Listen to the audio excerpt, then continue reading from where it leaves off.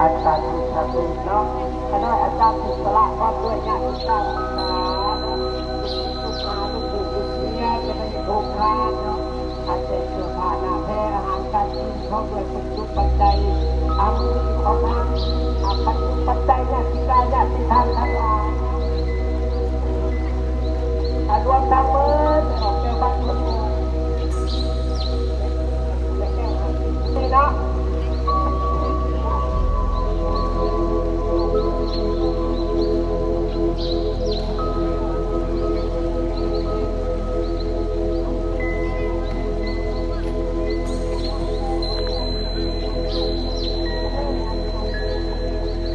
อาจารย์ทุกท่านทุกคนคณะที่เราเนี่ยเหมือนคนไม่กล้าที่หาบ้านนะไม่รู้จะไปที่ไหนไม่ได้จะเข้าได้ยังทานจะเข้าตัวนี้เข้าจะเข้าได้ก็ไหลผ่าหักกินสะพอนไหลผ่าหักกินแล้วยักไหนด้วยยังทานเด้อแบบนั้นเอาที่มอนเดอร์ของเมฆอาจารย์ต้องเข้าน้องลงมาหนักเยี่ยม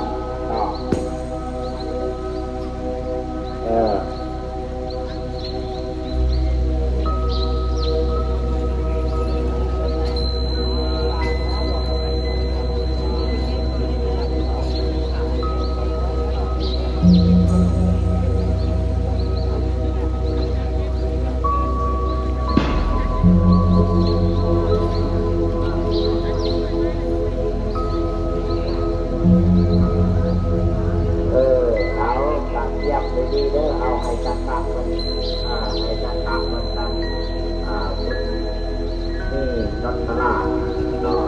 วันนาปกครองตรงจุดไปให้จัดแจ้งให้จัดแจ้งให้นะครับ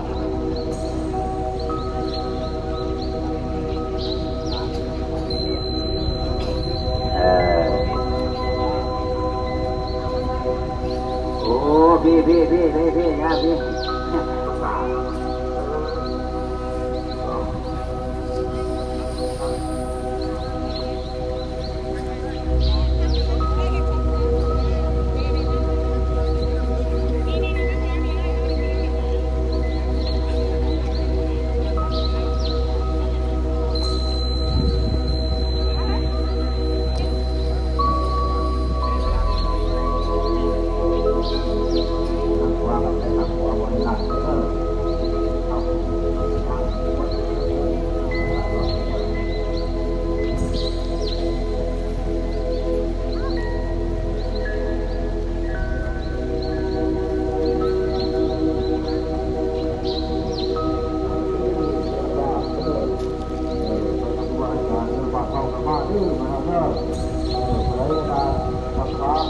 เอาสนับดื้อว่าเด้อสนับบาทเด้อผู้ได้มาติดต่อพาองค์ใดแม่องค์ใดเขาก็ไปเรื่องทางตลอด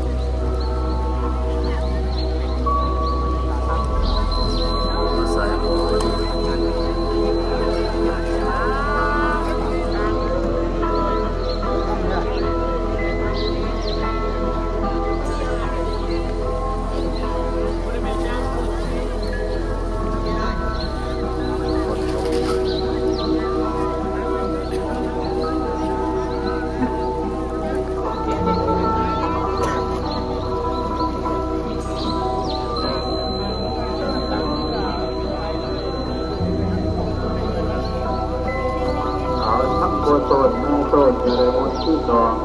จะได้หอมผู้ต้มน้องเดือดขึ้นเมื่อผู้อยู่ในหัวทั้งเมื่อปล่อยที่ทั้งแก่ทั้งเมื่อเดือดร้อนในทรงรังมาดูให้ในทรงใจสุพรรณหน้าบ้านให้ขอดไม่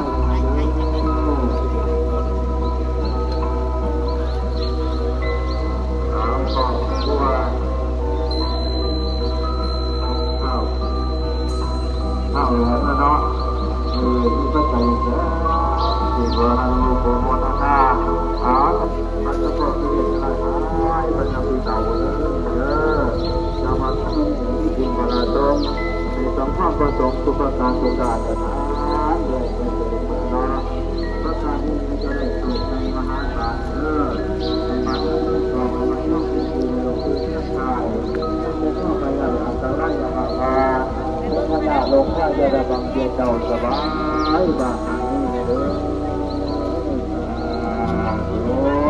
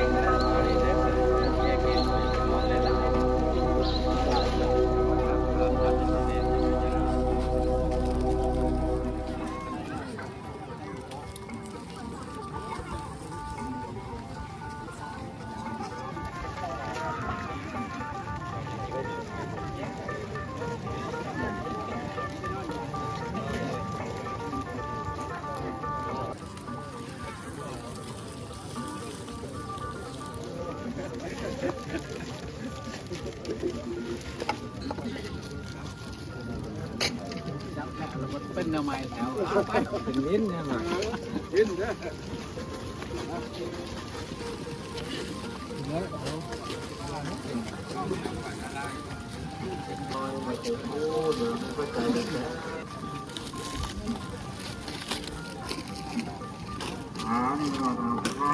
เราจะต้องเรียนมาที่เป็นใจดีถ้ามีนี่จะต้องไปทำงานนี้ไปเลย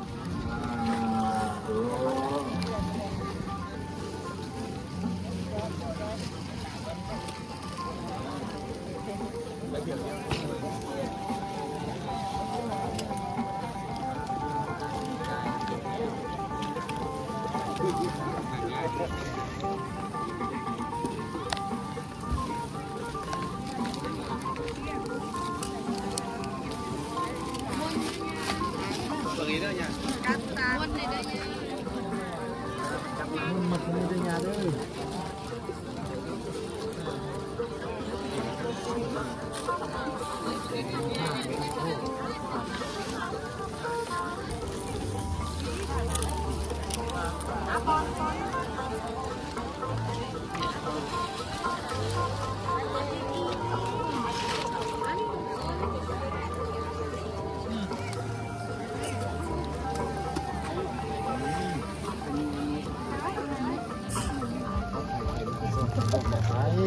คนสนิทนายไปนั่งติดเตาคือไม่มาแล้วทุกมาทำอะไรกัน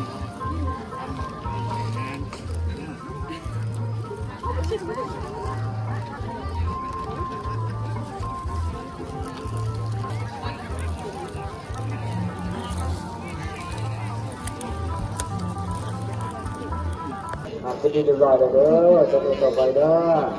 คนเกินอย่าดูได้คนไผ่อย่าดูสู้นะเนาะอาณาโกสังอาเสียงปูนท่านที่ได้วัดบริสุทธิ์การไฟในหน่อยเด้อน่าจะจนไปหนามาล้างหลวงนางวิศลังกำมังปูบุตรโดยฝั่งน้ำเจ้าดูดูน้ำเลยเด้อสาธุจะบอกไหนล่ะเรียนไทยมีสัจจะสองหน่อยมาผมมาต้องดูโฆษณาคนนี้ก็ไปเด้อก็สุดก็ไปเด้อผู้ก่อมาทำงานเชิงเชิงแต่ท่องแต่ท่องเป็นอาชีพในการทำงานแต่ดูเรื่องคนพลายเรื่องจะให้ดูบ้านน้องอาณาคนจำหน่ายท้องมาในเชิงใสทุกคนนั้นน้อยจะนั่งไปมันเกินบางทีทุกเป็นเหตุมันเกิดจะลังโซ่ความสุขได้เด้อมันเป็นอย่างไรลงไป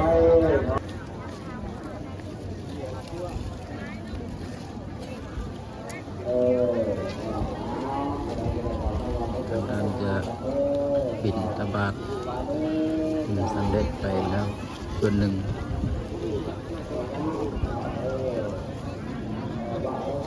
ญาติโยมแต่ว่าหลายสมควรพร้อมไว้พระบาทสองแถวสามแถวอยู่เป็นระบบระเบียบประดับจากอันนี้เป็นพื้นลานหินที่เป็นห้อยตามธรรมชาติตามศพหลายปีหลายพันปี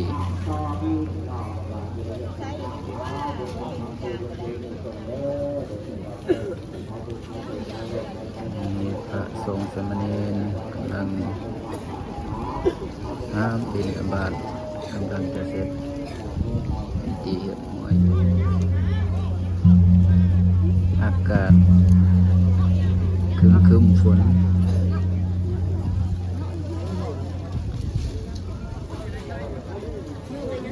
อากาศเย็นดีเมื่อเช้าฝนตกน้อยหนึ่งพอดีเย็นสายลมพัดโยมกรรมฐาน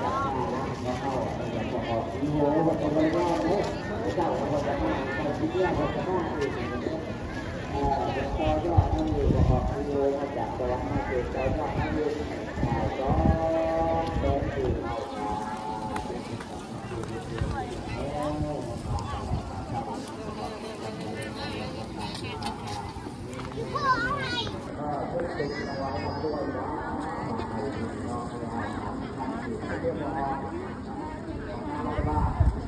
อ้